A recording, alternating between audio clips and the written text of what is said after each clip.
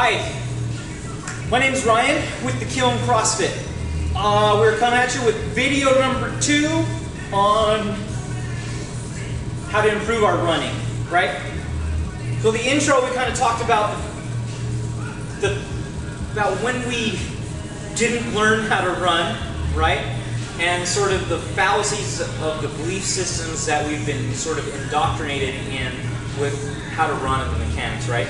The first video, we kind of dived into the mechanics and talked about how running is a component of falling, and it's a pull with our legs, right? Not a push to create the force that causes us to move forward, right? In this video, video number 2, we're going to talk about your foot, how you should strike the ground with your foot, and sort of what the thought is behind that. So with our feet, we talked a little bit last time about when you initiate the running, you get up on your toes, right? And you start to lean forward to create that fall so that you can initiate your first pulling step, right?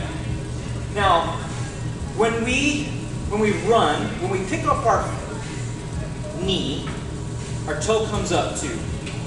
So the cue that we kind of get is knee up, toe up.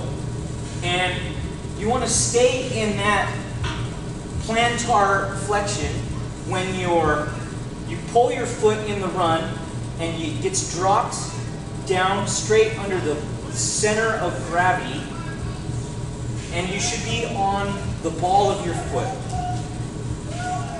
Landing on the ball of your foot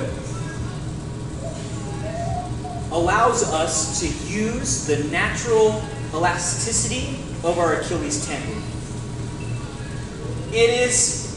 That's how we were designed to run, right? If you look at animals like a horse, they're not on, what they run on is really the ball of their foot, and their wrist is that first joint that you see a horse. So they use that built-in shock absorber, right, which is our ankles and our Achilles tendon to our calves, right, is what absorbs the impact so that we can run.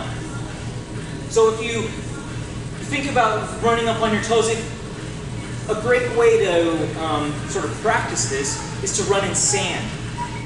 When you run in sand, you can't heel strike, or you won't be able to run. You'll stop. Right? You'll be stopping every step that you take. To run in sand, you need to be up on the balls of your feet.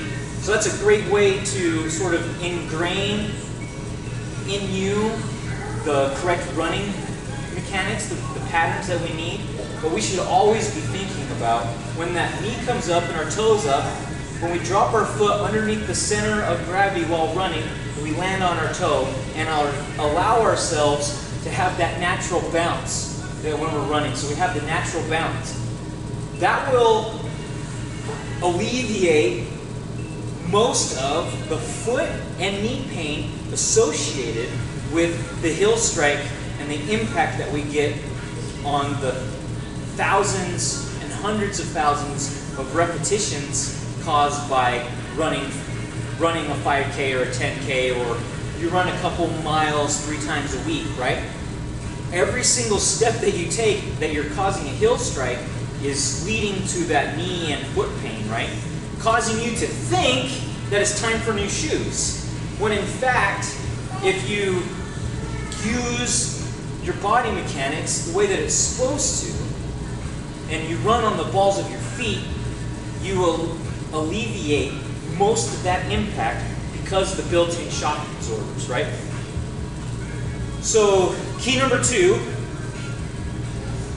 the second thing we got to think about when we're running is that we lift up our knee and our toe and we land on the ball of our foot in each step.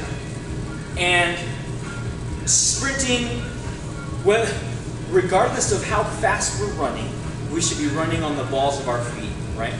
And what dictates that speed is how much of an incline we have relative to the ground, right, and our lean. Thank you for joining me on video number 2.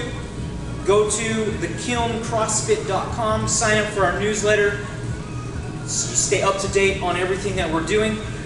Follow us on Facebook. We're on all the social media. Go there, see what we're doing. Meet my family, and I will catch you on the next video.